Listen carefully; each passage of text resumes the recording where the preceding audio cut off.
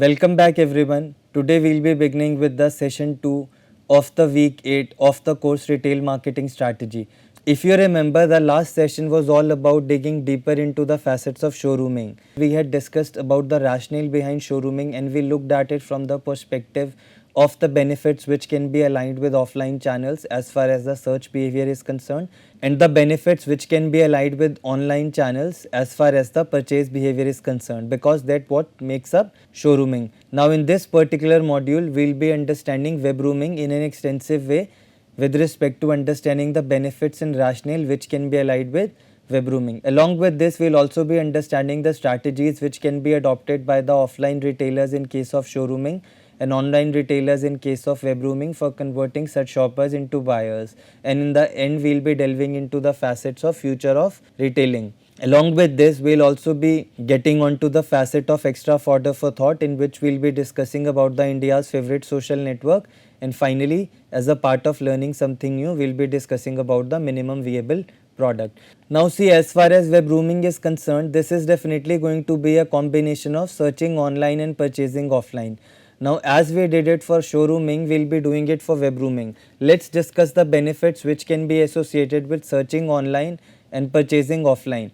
Now whenever you talk about searching online, first is the benefit which you get is it has very lower cost. Let's say if you want to go and search products in offline channels, you would be incurring expenses in going there. Then many times you could be also incurring expenses with respect to the parking fees that you could be paying. Along with that, there could also be a lot of time which might go up in going to an offline store, talking to sales staff and collecting information from there.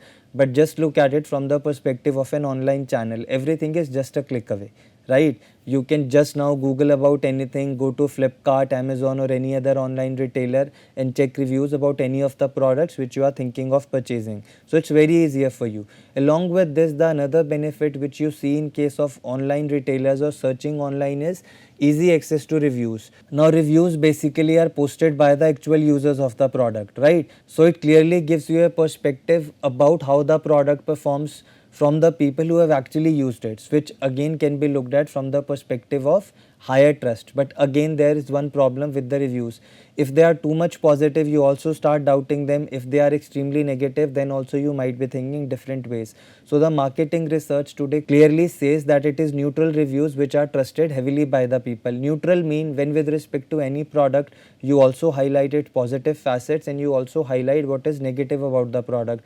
That's why you'll be able to recollect many online channels, for that matter like Amazon, were giving you the information about top 5 positive reviews along with top 5 negative reviews. That again zeroes down to the same thing, so that these are actually trusted by people and are very useful for them. If it is very positive, again you are going to doubt them. If they are too negative, you might be looking at it in different ways, right? So these are a few benefits which you can actually align with online channels. See, along with the information with respect to product performance which could be looked at from the perspective of reviews, another thing is you are also easily able to access the pricing information online, which again could be utilized by you when you go to an offline store in the next phase of the webrooming sequence for negotiating better. So this is again one thing which you need to pick up as far as searching online is concerned. Now when you get to an offline store, again we get to the facet of having a socialization experience which was not possible online. You can utilize the information which you have gathered online to negotiate better at offline stores. You can also reconfirm by examining the products first hand, which means you get to touch and feel the product. You can even see the product demo, which again is going to build a lot of choice confidence as far as the products are concerned. So now I hope you will be able to connect the dots as far as the phases of searching online and purchasing offline are concerned. But this is how we can sum up the rationale or reasons for webrooming. First is choice confidence.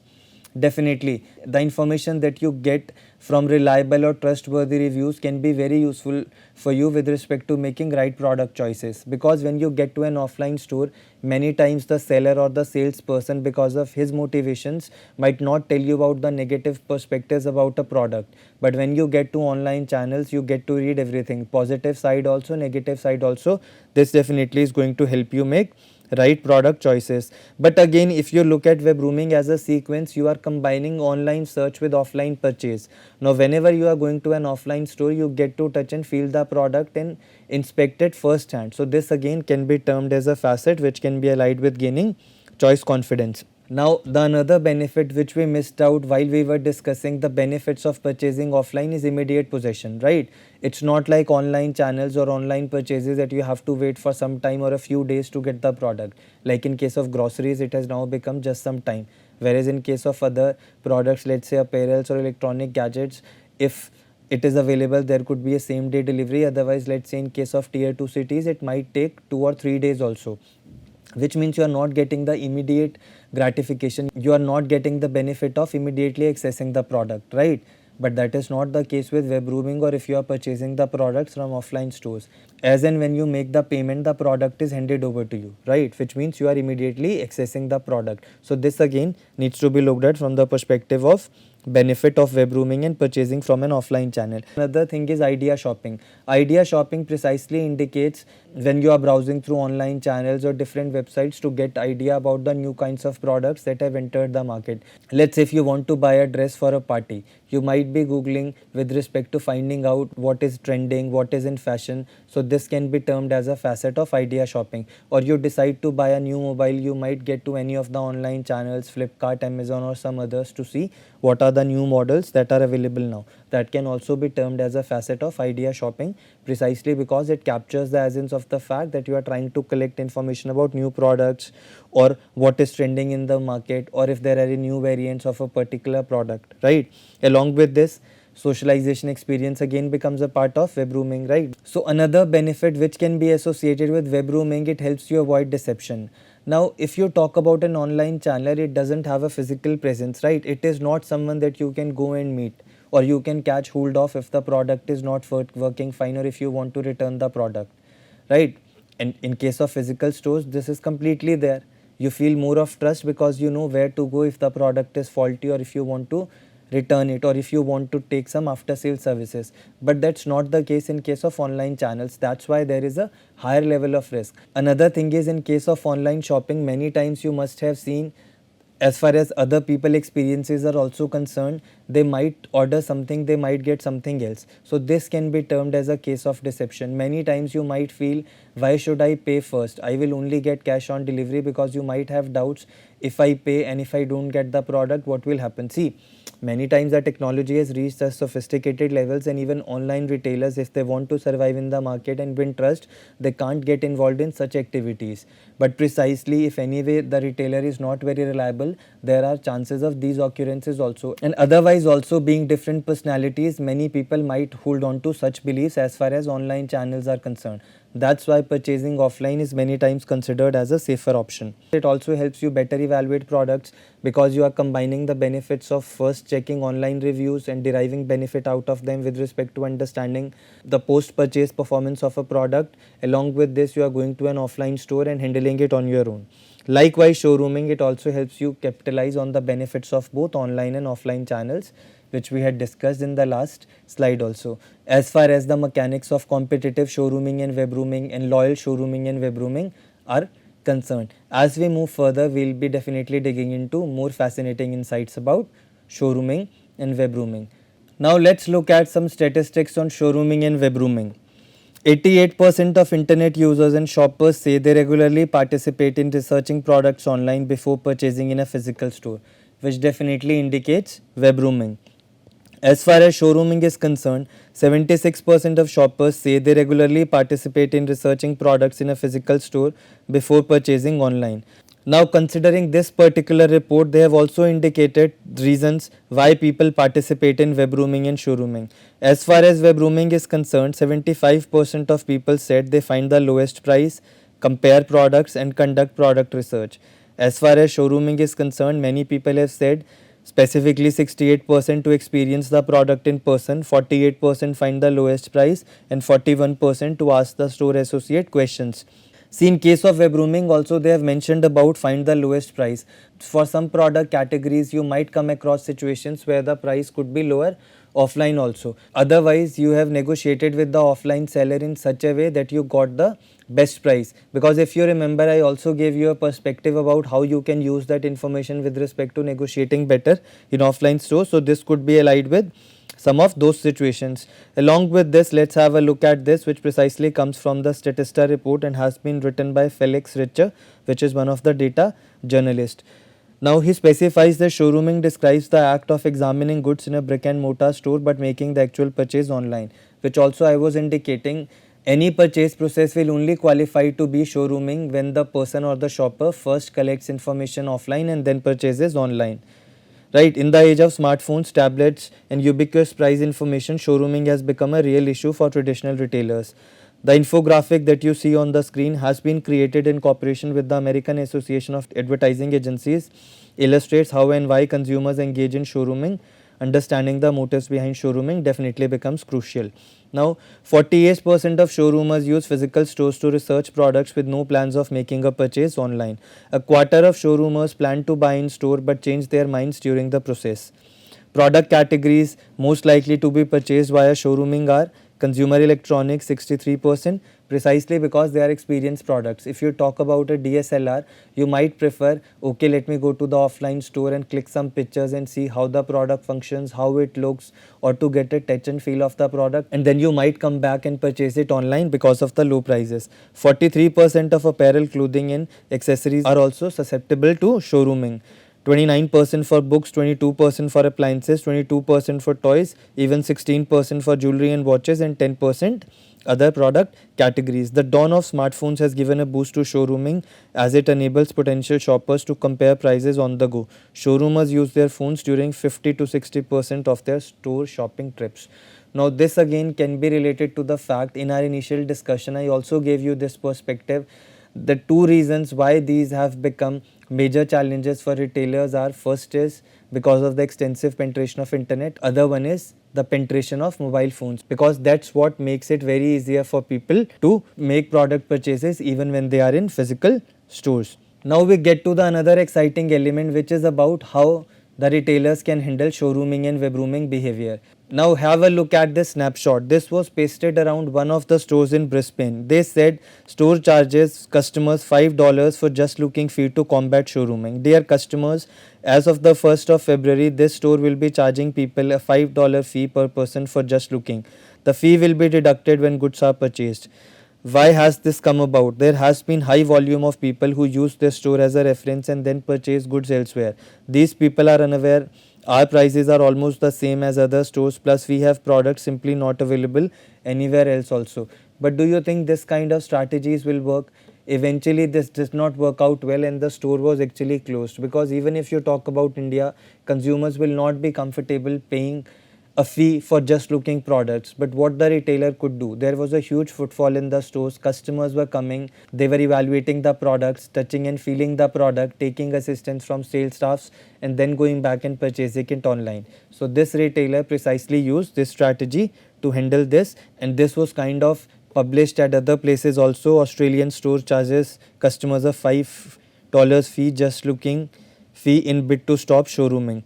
Right. So there was another strategy which was precisely used by Best Buy. They tried to handle showrooming by coming up with a price matching guarantee, and the same was also executed by Target and Walmart. See, even if you talk about Best Buy, it is very popular when it comes to electronic gadgets. So what many consumers were doing was they were going there, examining products, getting a touch a feel of the product, experiencing them, taking help from sales staff, but then they were going back and purchasing it precisely from Amazon. If you Google more about it, you will be surprised to know Amazon even came up with a specific strategy that if you are in any physical store and you scan the barcode, we will straight away give you a $15 discount. And this gave a huge push to showrooming, which definitely was beneficial for Amazon but was very deadly for Best Buy.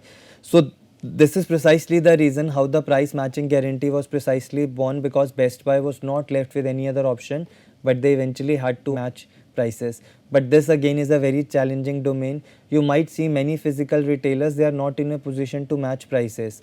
Again, because the cost structures are very different. You might have a retail establishment on rent, you also need to pay the salaries of sales staff, you also need to create an ambience, which is not much of a case with online stores. So this again is a very tricky affair. But as far as this is concerned, we'll also be looking at one of the videos by WPRI, which is going to give you some more perspectives as far as the Best Buy and the problem of showrooming is concerned. So before we move further, we'll be first looking at this video. Time now for Eyewitness News. Call 12 for action. The ultimate price match. Tired of buying a product in a store only to find it online for a lot cheaper?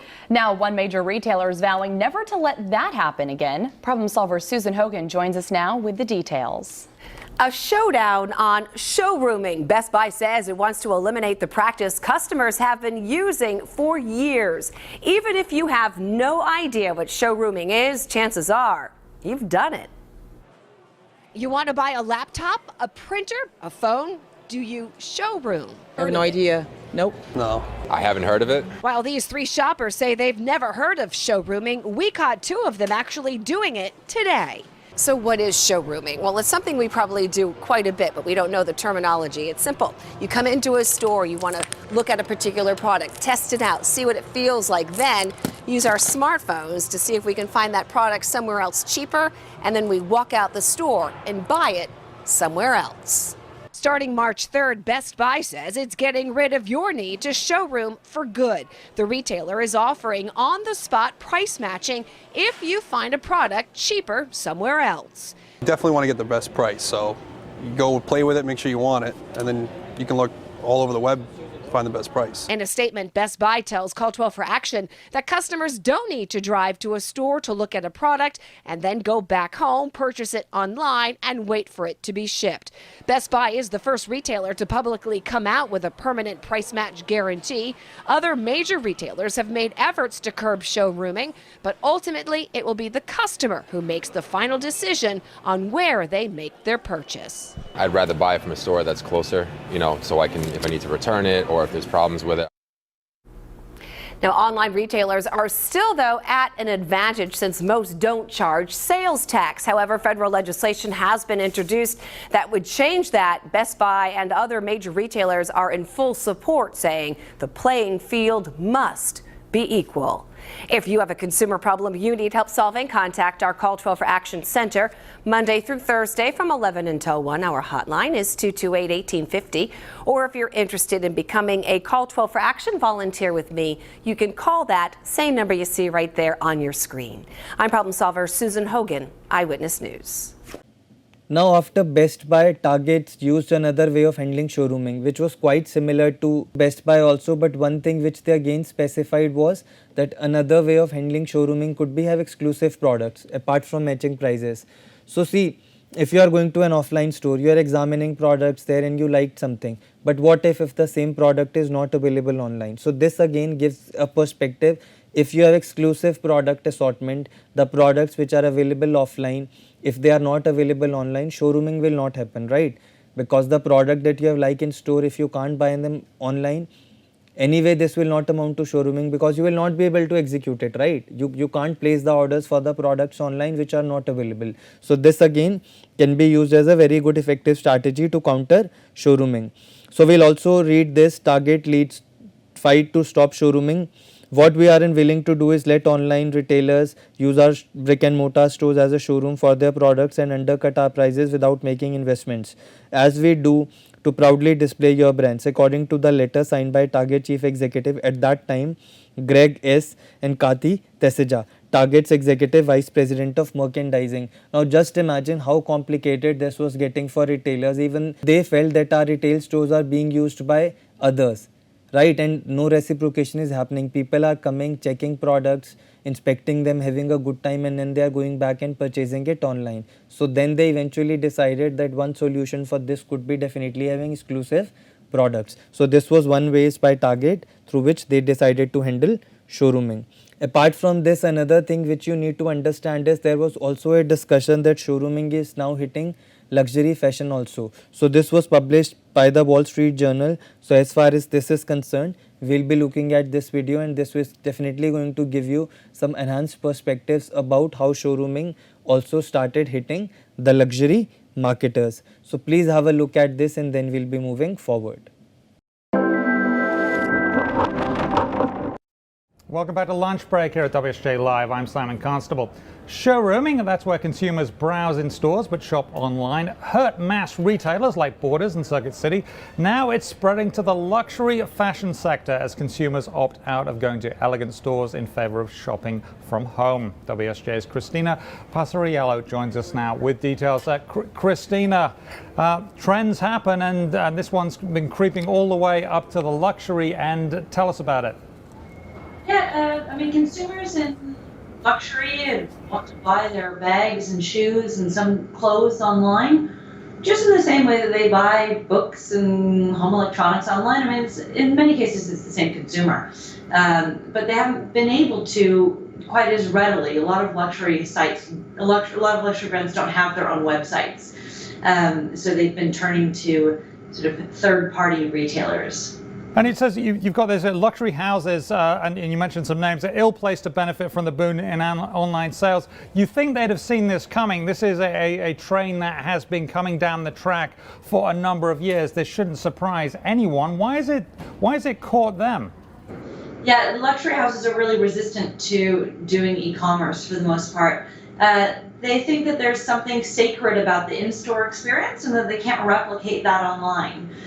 So they have websites that have store addresses and sometimes shots of the products, but a lot of brands don't actually have their own e-commerce sites. So this is a trend that's really being driven by consumers who are just going on and they just want to be able to buy their stuff online. So there's a lot going on here. The the fashion houses can be very innovative with their designs, with their use of materials, with developing new looks, and they do that very, very well, particularly at the high end. And yet on this side, they're not very innovative, and yet the consumers are saying, hey, we want that innovation on this end of it as well as the designs too. Yeah, I mean the luxury brands see the internet as a tool for the masses, which is the opposite of how they see themselves, and they feel like it's difficult to really connect with consumers and to have a one-on-one kind of relationship, to have that kind of the relationship that you would have with a salesperson in a luxury store. They feel like they can't replicate that online. But consumers, they'll still go to the stores and they might check out stuff on the stores, but they think about an object and then they decide they want to buy it online later. So yeah, it's really being driven by the consumers. Christina, who's doing this right? The department stores in the U.S., Neiman Marcus, for instance, is getting a lot of sales from luxury. I think that some of the department stores in the U.S. get about 25% of their sales from their e-commerce sites. So what Neiman Marcus does, which is what a lot of the luxury brands could eventually aspire to doing, is to have a click and collect service. So you click online, you buy something online, and then you decide, instead of having it shipped to you, you decide to go pick it up at a Neiman Marcus store. It's ready like 2 hours later, and you can pick it up at a store near you. So in that way, you're getting the convenience of shopping online, but you still actually get an in-store experience because you get the salesperson at the end who recognizes you and gives you. Okay, great stuff. Very interesting. Christina Passariello, we appreciate your time. Now we'll be discussing about the strategies which can be used by offline retailers to counter showrooming. So the first is price matching. I think I already gave you a hint about it, right? This was precisely popularized by Best Buy because they could not find any other effective strategy to deal with Amazon and specifically showrooming. But see, in this case also, what we need to understand is the cost structures of an offline store and online stores are very different. If you talk about an offline store, they are required to invest in physical store establishment, hire staff, create an ambience, which an online store might not be doing at that scale. So definitely the cost investments which they are making are very different. So price matching guarantee is going to be a different ball game or a risky thing also for an offline retailer. They might be even getting into losses. So another effective way of handling showrooming could be stimulating the feelings of risk which can be allied with product risk. See, if you talk about an offline store, the person can directly go there, handle the product, see it, touch it, feel it, inspect it, and can also talk to the sales staff and clear their doubts, right?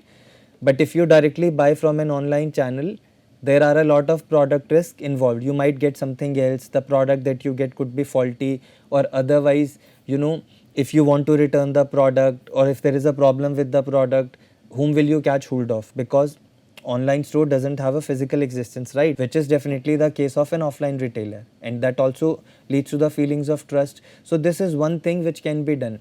And how? See, you definitely have sales staff who will be coming and talking to the customers. So the sales staff can definitely use this opportunity to stimulate the feelings of risk, or specifically product risk, which might then encourage customers to buy the product then and there itself in physical stores. But this is also trickier. Why the consumer is executing showrooming is simply because he can't evaluate the products in proper ways in online channels. That's why he is coming first to the offline store. Now this again gets very critical. Another thing is focusing on relationships. The sales staff can definitely have an ideology about fostering relationship with the customers and prospective customers, and in that cases, if the loyalty is developed or the relationship is nurtured to the next level, showrooming can be handled. Likewise, stimulating feelings of risk or product risk. Another strategy which can be adopted by retailers is stimulating the feelings of regret. One thing is, you might stimulating the feelings of product mismatch, which again indicates the facet. If you order online, you might get another product, or if you buy the product online, the product may not be that much reliable. What if it is a me too product? So all these feelings can be stimulated in shoppers to make sure they buy from the physical store itself. Another way of handling showrooming could be minimize comparisons. See, you might have bundled offers in which the consumers may not be able to actually compare the prices online and offline. As far as the physical store is concerned, if you have a bundled offer, the sum total of parts could actually appear to be much larger as compared to the individual product items. So this can be used as one of the strategies to minimize comparisons. Along with this, you see the tab of what else, in which we would be happy to hear your views about what you think are the strategies which can be adopted to handle showrooming customers. So please head to the forum and share your views about it. Now we'll be understanding what are the strategies which can be used by the online retailers for countering web rumors. But before that, I want you to look at this snapshot. Retail trend to watch web rooming. Many times you might feel, considering the scenarios or people around you, that the percentage or statistics of showrooming could be higher, which means many people could be executing showrooming. But if you look at the Statista reports and if you Google about it, the percentage of web rooming is much higher, which means that there are a lot of people who are first going to an online channel to collect information, but they are eventually coming and purchasing the product offline. Look at this one also. Business Standard, the web rooming phenomenon, research online and purchase offline. Web rooming theory states that some consumers do their research online but then end up purchasing the product offline in a physical store. This was published quite recently, and this also proposes web rooming to be a bigger challenge for the online retailers, or a crucial challenge as far as the present day retail dynamics are concerned. But how web rooming can actually be handled? Now we'll be discussing about the strategies which can be used by the retailers for handling web rooming customers. See, if you look at web rooming, I already gave you a perspective that this combines online search and offline purchase. So many customers would be going to an offline store eventually to buy because they think they can better evaluate products there. So one way online retailers can handle web rooming is by offering better product diagnostics, and this can be done by using technologies like augmented reality, virtual reality and 3D technologies. If you see at the case of Lenskart, this is what they have most beautifully done. You can actually use 3D technologies to see how different spectacles will look on you, or if they will fit your face cut or not.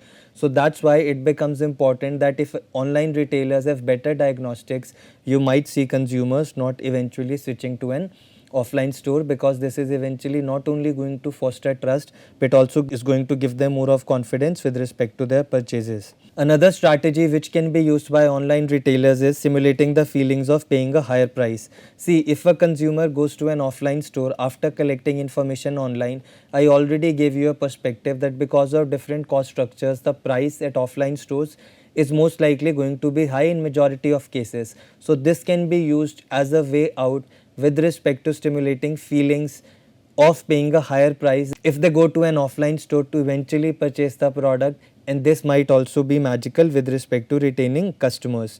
Now see, if these both are combined, whether it is with respect to the facet of enhancing diagnostics by using AR, VR and 3D technologies, and then stimulating feelings of paying a higher price if they switch offline, this can really help retain shoppers and might stimulate them to buy from the online store itself. Along with this, retailers can definitely use and rely on the augmented reality and virtual reality technologies to enhance their shopping experiences. The benefits which precisely come from these technologies is very higher emotion. The person just gets engrossed in the digital world, which eventually not only create positive feelings but can also enhance their overall shopping experiences, eventually fostering positive feelings about online channels. Now, if you sum up these facets with respect to paying a higher price offline, if they eventually webroom, this can also be looked at from the perspectives of regret. If you use messages which can actually instill the feelings of regret in customers if they go to an offline store and buy product from there, and if the price is designed as such that it is available at a lower price online, they might regret that they have paid a higher price for the same product. Along with this can also be connected with the feelings of missing out on special deals and promotional offers, which also amount to monetary savings and are precisely available online. So this again can be used as a mechanism to instill feelings of regret with respect to missing out on attractive promotional offers and deals, as well as paying a higher price. Along with this, the online retailers also need to enhance social presence. Social presence basically captures the essence of the fact that when people will come to an online channel, they will feel as if they are talking to a person.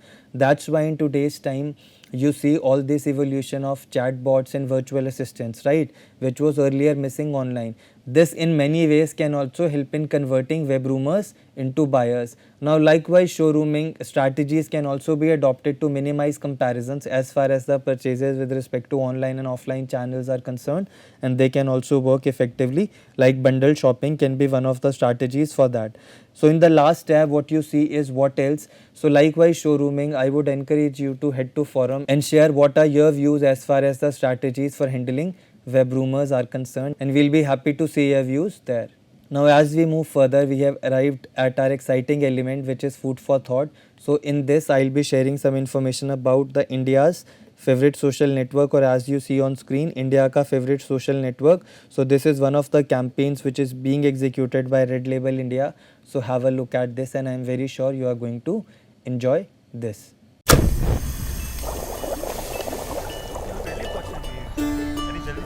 कौन कहता है कि social networking के लिए internet की जरूरत है? ये देखो, मिसेस मसूरकर ने अपने नए पड़ोसी को फ्रेंड रिक्वेस्ट भेज दी है, और ये लो, उन्होंने झट से एक्सेप्ट भी कर ली है।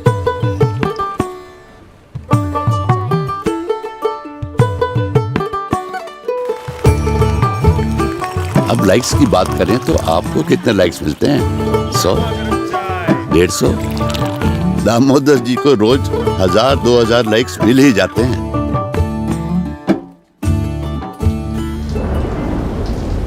और जब जब बारिश होती है तो अतुल की चाय पूरे हॉस्टल में ट्रेंड करने लगती है।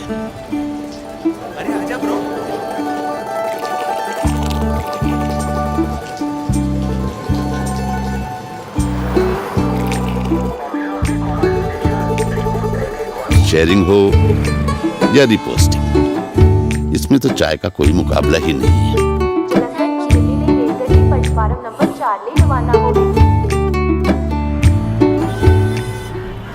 कहाँ गया? और स्टोरीज एक बार शुरू हो जाएं तो बस।